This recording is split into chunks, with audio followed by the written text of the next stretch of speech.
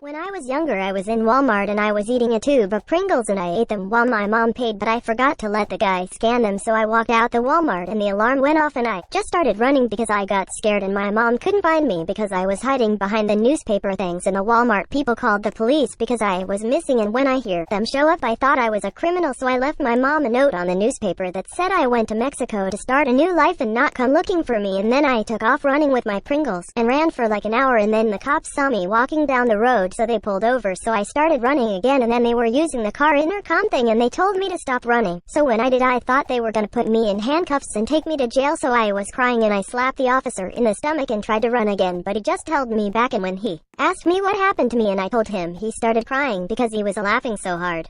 And he just gave my mom $2 for the Pringles and he was still laughing when he left. And that's the time I was a wanted criminal. This is why you never get out of your car for a stranger. Back in the 80s, there was this teenager who was speeding home because he didn't want to get yelled at for missing curfew, and the only way to get home was to take this back road that was completely made of dirt. It was in the country. It had no lighting other than his crappy dim headlights. So he's hauling ass down this dirt road, and suddenly he sees this man standing in the middle of the dirt road. So he slams on his brakes, starts sliding on the dirt, and it ends up hitting this guy. So the teenager gets out of the car, he checks the guy, he has a pulse, but he's unconscious. So he picks him up and puts him in his back seat. So he drives 35 minutes to the nearest hospital, and this was before cell phones, so he calls his parents once he gets to the hospital and says what happened, and the parents come and sit and wait with him to find out if he killed the guy or not. So the doctor comes out and says to the teenager, he's okay, but we're actually kind of glad that you hit him. He's so confused and he asks why. It turns out a lot of people had been going to the hospital because this man would stand in the middle of dirt roads, wait for them to stop, beat them up, rob them, and run away. He even killed somebody and just left them there for somebody else to pick up and take to the hospital. The police were looking for this man for days, and this teenager just had him in his back seat. Storytime on the fake friend gets karma. So I've been friends with this girl since I have downloaded Roblox, and we're like the closest friends. We try to straight at each other,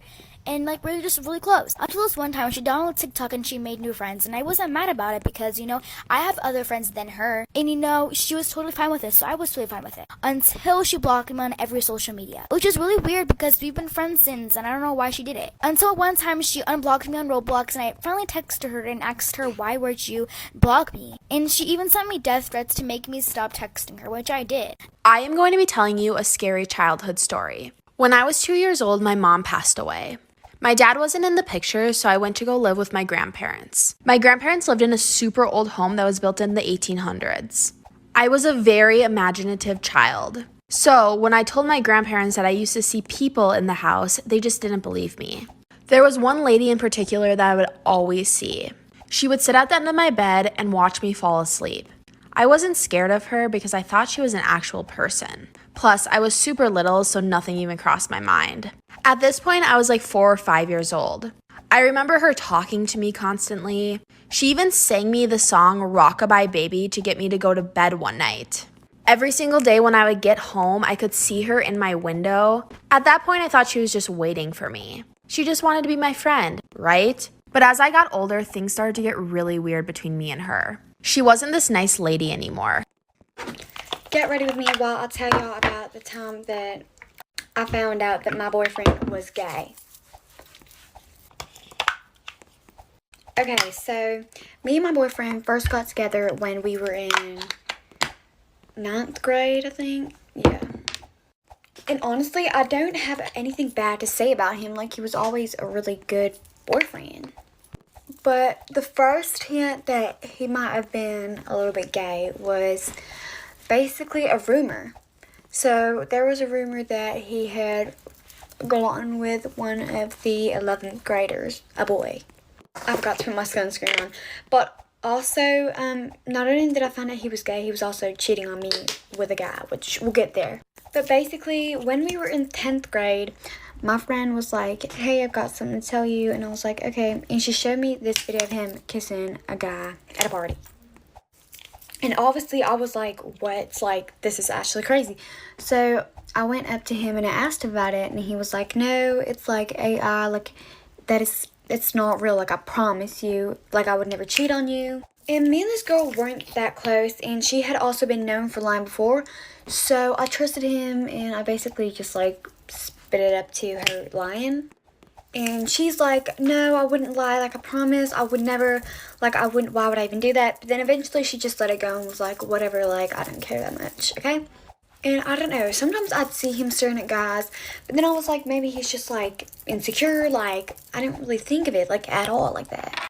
Now, this is when I find out, y'all. So there was one time when me and my boyfriend were in this class together, right? And the class ended and he was like, and we were walking out and then he was like, wait, I need to go and get some. So he was like, just wait here, like I'll be really fast, like, so he just went. But then I was like, then I was alone.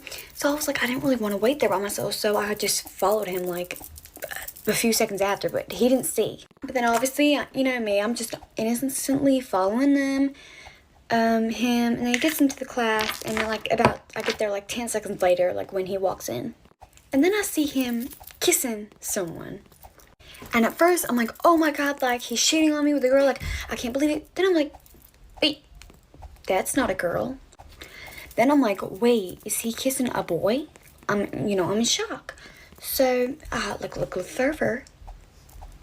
Not only is it a boy, he was cheating on me with our teacher, y'all. I slept with my stepbrother and TBH I kind of enjoyed it. I'm 20 years old and my stepbrother is also 20 years old. He's 5 months older. Our parents only got married a few years ago, so we only lived in the same house for 1 year. We weren't very close at all, more like awkward acquaintances, but we went to the same college. It's a small college near our town where basically everyone goes who stays in the area. We both are in the business school and so we're in a lot of the same classes and activities, so we ended up having similar friends. We got closer as friends/siblings while in school, though my best friend is my roommate. We were all at a bar last Saturday and my stepbrother was being really nice after a guy I was supposed to meet up with never showed up. He kept buying me drinks and laughing at my jokes and I was a little drunk and I kissed him. He seemed really into it and we went back to his place and had intimacy. It was really good and he was complimenting me so much and I was kind of bummed for a minute that he's not like some random guy, but then the second it was over I left and haven't answered his texts since and I've been nauseous ever since. I literally feel like the grossest person in the world.